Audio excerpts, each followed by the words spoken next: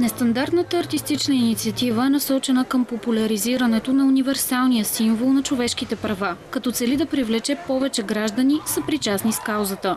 В флашмоба на летище София взеха участие над 50 души от различни възрасти, които са се подготвяли повече от 2 седмици.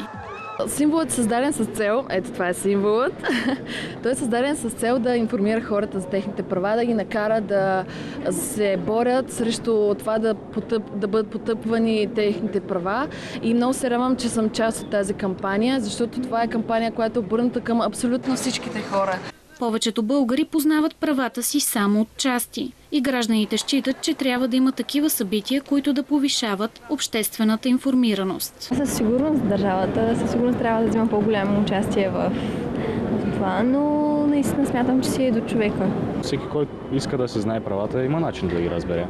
Според официалната статистика на съда в Страсбург, страната ни се нарежда на първо място по нарушаване на човешките права. От началото на годината до момента има 454 осъдителни присъди, което прави по 60 доказани нарушения на основни права на всеки 1 милион жители.